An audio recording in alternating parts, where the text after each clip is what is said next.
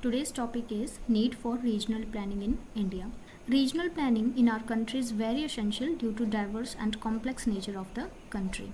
Regional planning बहुत important है जिससे बैलेंस्ड और सस्टेनेबल डेवलपमेंट के गोल्स को अचीव किया जाता है कंट्री के डिफरेंट पार्ट्स के अंदर, ठीक है। इसके अलावा रीजनल प्लानिंग एनवायरनमेंट स्टेबिलिटी को मेंटेन करने में, रिसोर्सेज को इफ़िशिएंटली यूज़ करने में, इंफ्रास्ट्रक्चर के डेवलपमेंट में, डिज़ास्टर मैनेजमेंट में, एग्रीकल्चरल डेवलपमेंट में, इंडस्ट्रियलाइजेशन में और इसके अलावा कल्चरल और हेरिटेज को कंजर्व करने के अंदर बहुत इंपॉर्टेंट है। That is why planning is very essential for development of a region. Okay, so India के अंदर या फिर हमारी कंट्री में रीजनल प्लानिंग की क्यों ज़रूरत है? सबसे पहले देखो, एक बहुत बड़ा फैक्टर है that is geographical diversity. India एक ऐसी कंट्री है जहाँ पे हमें बहुत सारी ज्योग्राफिकल डाइवर्सिटी मिलती है। कहीं पर हमें डेजर्ट मिलेगा, जैसे थार डेजर्ट है, उसके अलावा हिमालयाज़ माउंटेन है, कोस्टल रीजन्स भी हैं। ओके, सो पेनिनसुलर प्लेट्यू का भी पार्ट है। सो जो हमारी ज्योग्राफी है वो all over the country same नहीं है, काफ़ी डिफरेंट है। सो इसलिए इम्पॉर्टेंट है कि हमें उस रीजन के अकॉर्डिंग हमें प्लानिंग करनी होगी कि अगर माउंटेनियस रीजन है सो वहाँ पे किस टाइप का डेवलपमेंट होगा। ओके, उसी तरीके का सेम डेवलपमेंट हम कोस्टल रीजन्स के अंदर नहीं कर सकते, ठीक है। सो ये इम्पॉर्टेंट है देखना कि जो ज्योग्राफी है उस रीजन की वो कैसी है, उसी के अकॉर्डिंग ही प्लानिंग की जाती है। फॉर एग्जाम्पल हिमालयन रीजन के अंदर सस्टेनेबल डेवलपमेंट पर ज़्यादा फोकस किया जाएगा और वहाँ पर आने वाले नेचुरल डिज़ास्टर्स जैसे लैंडस्लाइड्स और अर्थक्वेक, इनसे कैसे डील करना है उसी हिसाब से उस रीजन की प्लानिंग होगी, ठीक है। और वहीं पर हम एक कोस्टल रीजन की बात करें, कोस्टल रीजन के अंदर इरोजन और पोल्यूशन के इश्यूज़ को एड्रेस किया जाएगा, क्योंकि जो माउंटेनियस रीजन है या जो हिमालयन रीजन है वहाँ पर लोग कम रहते हैं, ठीक है, तो वहाँ पे पोल्यूशन की प्रॉब्लम हमें कम देखने को मिलेगी।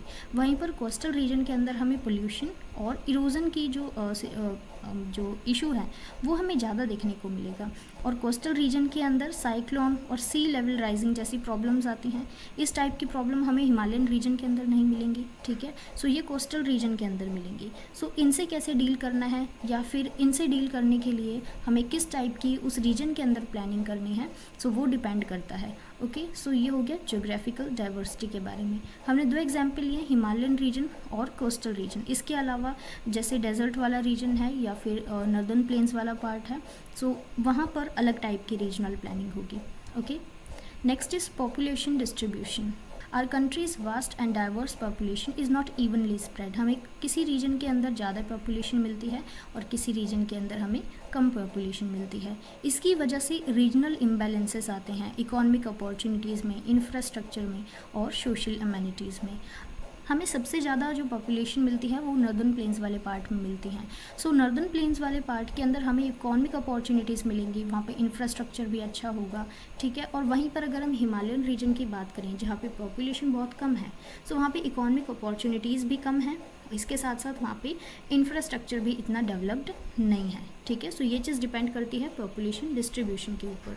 सो उसी टाइप की अपॉर्चुनिटीज़ अवेलेबल होंगी और उसी टाइप की प्लानिंग उस रीजन के अंदर की जाएगी। Efforts to encourage sustainable urbanization and industrial growth in regions with lower population density.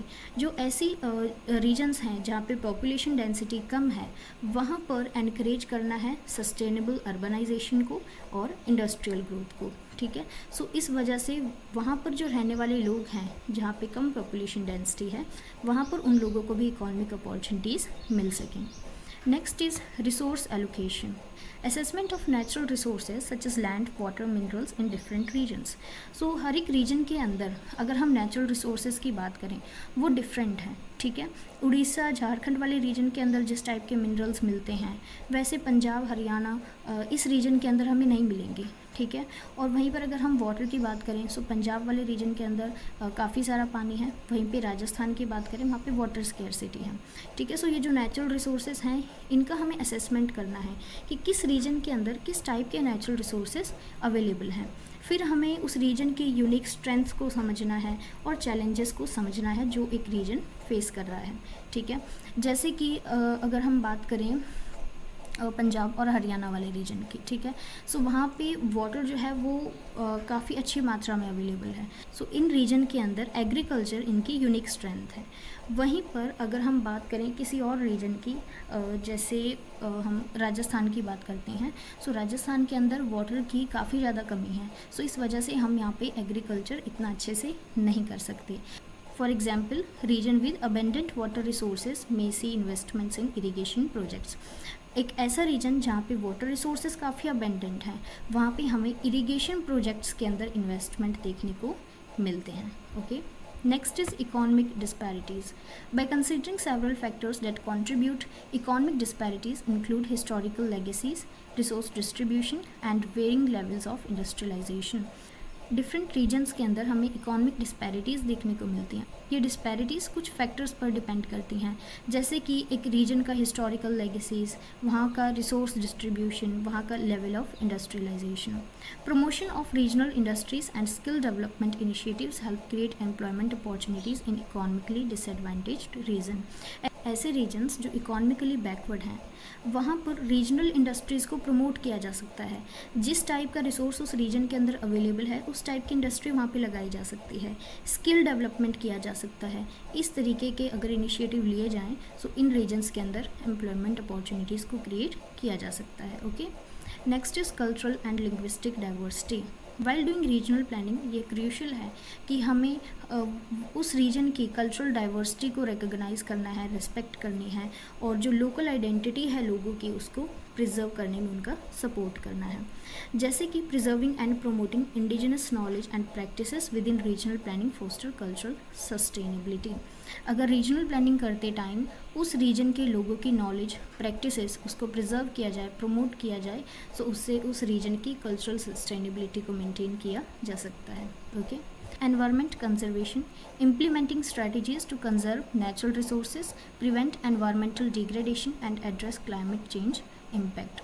Planning करते टाइम ऐसी स्ट्रेटजीज़ को लाना जिससे उस रीजन के नेचुरल रिसोर्सेज को कंजर्व किया जा सके, वहाँ के जो एनवायरमेंटल डिग्रेडेशन है उसको प्रिवेंट किया जा सके, और जो क्लाइमेट चेंज इम्पैक्ट्स हैं उनको एड्रेस किया जाए। ठीक है, सो जब प्लानिंग हो रही है सो एनवायरनमेंट का भी हमें ध्यान रखना है, एनवायरनमेंट को भी कंजर्व करना है। Disaster management, natural disasters include flood, cyclone and earthquake. एक रीजन के अंदर जब हम प्लानिंग कर रहे हैं सो हमें ये देखना है कि इस रीजन के अंदर किस टाइप के डिज़ास्टर्स आते हैं। ठीक है, अगर कोई ऐसा रीजन है जैसे नॉर्दर्न प्लेन्स वाला रीजन है, सो वहाँ पे फ्लड आने के चांसेस हैं, सो इसको देखते हुए वहाँ पर प्लानिंग की जानी चाहिए। अगर कोस्टल रीजन्स हैं सो वहाँ पे साइक्लोन की प्रॉब्लम ज़्यादा होगी। अगर हिमालयन रीजन है वहाँ पे अर्थक्वेक आने की ज़्यादा मतलब अर्थक्वेक जो है नेचुरल डिज़ास्टर है, इसके आने के ज़्यादा चांस होते हैं। सो इन सब नेचुरल डिज़ास्टर्स को माइंड में रख के हमें वहाँ की प्लानिंग करनी है। उसी तरीके से प्लानिंग करनी है कि अगर ये डिज़ास्टर्स आते हैं इससे लोगों को ज़्यादा नुकसान ना हो। ओके, सो इन सब रीजन्स की वजह से या इन सब कारणों की वजह से हमारे इंडिया के अंदर रीजनल प्लानिंग काफ़ी इम्पॉर्टेंट है। Okay, so this was all about this topic. Thank you so much, have a good day.